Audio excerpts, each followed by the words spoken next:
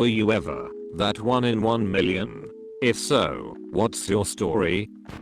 I had 8 wisdom teeth. The dentist had never seen anything like it and called the whole office in to marvel at my teeth.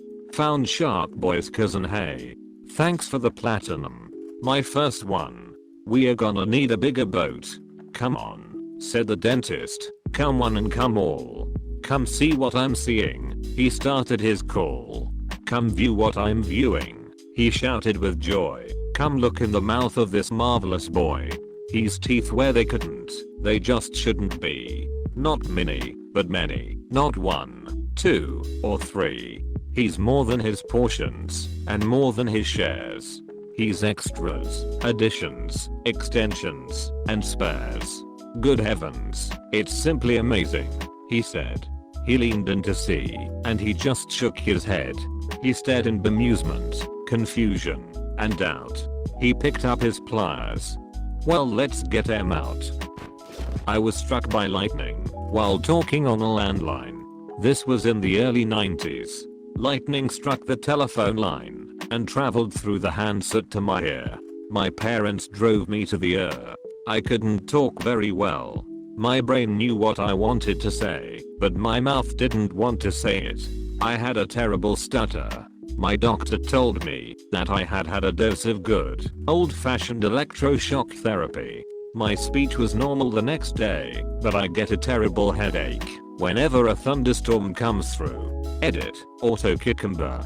That's just your brain shouting stay away from the FCKING phone.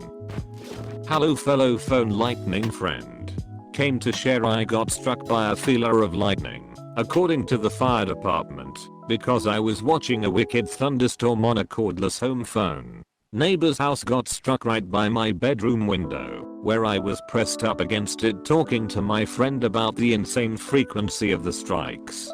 I remember dropping the phone, slowly dropping to the floor, and then time feeling really weird. Mom found me laying there when she came to tell me the neighbor's house was on fire. I was conscious, but very out of it. She got me up, helped me outside. Fire department basically said the same thing. Zapped, will be fine. Don't be on your phone in a thunderstorm. Also, the fire was small and only burned a hole in their roof / damaged their attic some. Everyone walked away okay. I slept wrong one night and pinched a nerve in my neck so severely I lost the right side of my body. It just went silent, like it wasn't there for months. I woke up in the worst pain I've ever experienced and couldn't talk, move or do anything. The ER doctor thought I was having a stroke. My doctor had never seen a case as severe as mine, and it was purely a freak accident. Recovery took months, but I have use of my leg and hand again, with some numbness. Other than pain and spasms I'm mostly back to normal. I hate reading stuff like this. If you're not safe lying asleep on a mattress, where are you safe? If it makes you feel better, the chances of it happening are smaller than dying in a fire in your sleep. I have completely unexplained hearing loss in my left ear. I had a cyst in it when I was 6, and the surgery to remove it and fix the ear was successful. When I was about 12, I woke up one morning with a killer headache and ear ringing, and after 3 days it went away and so did my hearing. Doctors did multiple examinations and an MRI, and they said it should be totally functional. It just isn't 1 in a million case. Did your aunt ever look at steroids for sudden sensory neural hearing loss? I had almost the exact thing when I was 14. Woke up one day with ringing in my ear, and by noon all sound was gone on my left side. I also had an MRI looking for a brain tumor, but they never found a cause. I was able to regain 50% hearing with a heavy regimen of steroids, but I know that treatment is less effective as time goes on. The weird thing is that SSHL occurs mostly in people in their 30s 60s, and when I had my hearing loss, 2 other teens in my town also got very similar SSHL. My friend woke up last year with no hearing in his ear. 3 different doctors said it was temporary and nothing to worry about. The 4th doctor said it was an emergency and gave him steroids. This was 3 days after it started. My friend recovered his hearing after a week. Apparently the quicker you get onto the steroids, the greater the chances of recovering. I have a very rare skin disease that only 1 in a million people get. I've been told that I'll probably never meet another person in my lifetime with it. Hailey disease for those interested. Edit. For those asking, I was diagnosed by a team of dermatologists. They had to take a biopsy of one of my many outbreaks. A picture of that particularly horrible rash is currently in a medical journal, or so I've been told. Yes, it is a very painful disease. Yes, I get steroid injections for it. I also get Botox injections to control sweating and prevent some of my outbreaks. No, I don't know if you have this disease. You have to get a biopsy. Yes, it's inherited. My mother was a carrier, and I've been told my grandmother had the disease for more than half her life. So rare they named it twice. I have symmetric bilateral coloboma of the iris and retina. Essentially, my pupils are shaped like pea holes instead of circles. A single coloboma is pretty rare, double coloboma is even more rare, and double symmetrical, well, you get it. Edit. Obligatory thanks for the silver, kind stranger. I fell asleep after posting this, and woke up to a bunch of feedback. I posted over an r/eyes just now with more information. Damn. I have a nice story too. So one day there was a sudden windstorm. While I was in an open parking lot on the outskirts of a city, a leaf flew right into my eye. And it immediately started to hurt. I somehow drove home, and my eye was constantly hurting. I watched it a few times. Didn't work. I started to feel movement inside my eye, but couldn't see anything in the mirror. I freaked out and started gently poking around in my eye with my index finger. A tiny little dot came out and moved a little on the tip of my finger. Ran to my mom, showed her, and she couldn't see anything. TBH, it was so freaking tiny and barely moved. It hurt for an hour, and I had found 2 more tiny moving freaks from my eye. I was convinced I wasn't just seeing things. Then finally my mom took me to an eye surgeon. Went in as an emergency. The doc examined and rushed me to saying I had living microorganisms inside my eye. Took about 20 minutes and they removed all 14 of them. Alive. Got a patch like a pirate that I had to wear for a few days. Doc said he'd never seen anything like it in his 25 years of experience. Said I was a 1 in a million case, and if I had taken a day to come in, chances were high that I would be blind. TLDR, a leaf flew into my eye, hurt like a bitch. Felt movements inside my eye. Went to an eye surgeon who took out 14 living microorganisms from my eye. Edit. So people are asking what bugs they were. I never knew, nor did the doctor. It was his private eye clinic, no other research depths. The bugs were like the most translucent, tiniest microorganism, almost imperceptible to the naked eye. I could look at them, based on their tiny movements that I felt.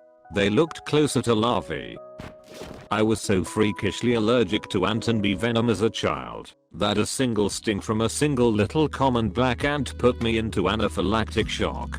When my allergist was preparing to start immunotherapy for me, he found out the in-office lab equipment wasn't sensitive enough to measure the infinitesimally small amount of allergen with which to start my titration. So he had to send a sample of my blood to Johns Hopkins so that their lab could determine how much to give me. I did immunotherapy for several years to reach an immune response level at which it would be safe for me to basically exist in a non-frozen climate.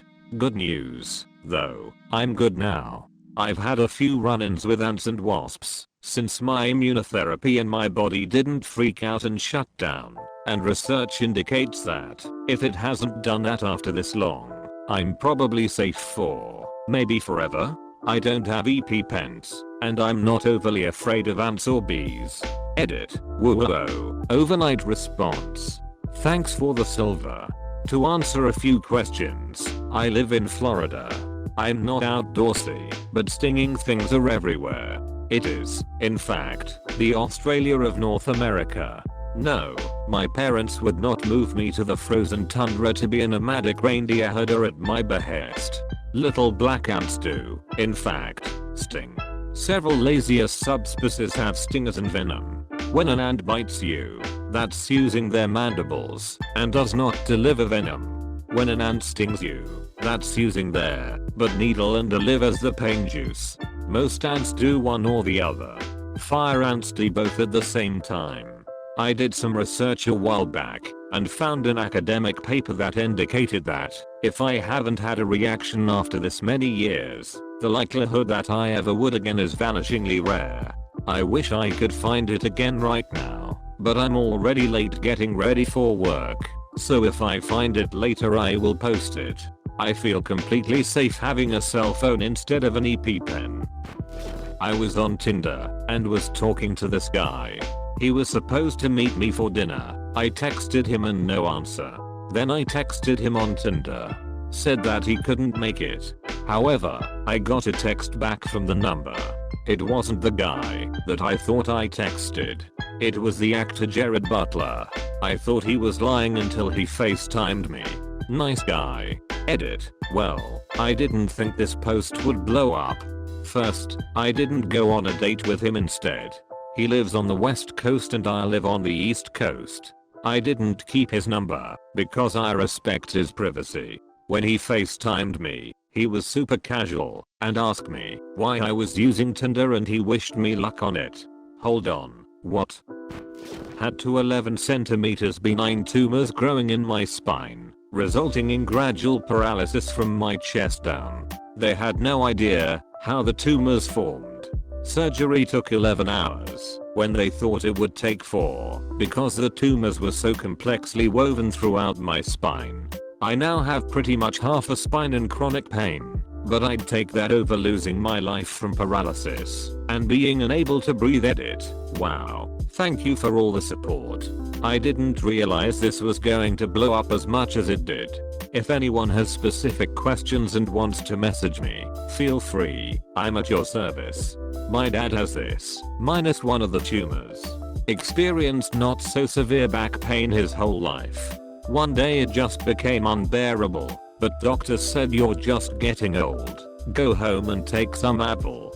Lol. My dad said frick that. Went to a private clinic and had an MRI done on his back. Wouldn't you know it? Tumor in his spine. About 3 days later, he was on the operating table with one of the best neurosurgeons in the country. Surgery took about 9 hours. Poor Sob felt so much better after the surgery that the next day, he walked and met my mom and I at the hospital doors when we arrived. I have an unknown type of autosomal dominant intranuclear myopathy. My type of it is so rare that they haven't even seen it before. Getting diagnosed was a multi-year struggle. They pretty much had to rule out everything else. It doesn't feel great to be in this club by myself. Countless blood draws, MRIs, CAT scans and a Bayesian genetic test. So far, it looks like my father and I are the only ones with it. Yay. Edit. Thank you guys for all the kind messages and support. I really do appreciate it. If anyone is going through the struggle of getting a diagnosis, message me. I can't help with the diagnosis, but I can help with the feelings. Second edit, as a researcher has pointed out, this isn't really rare.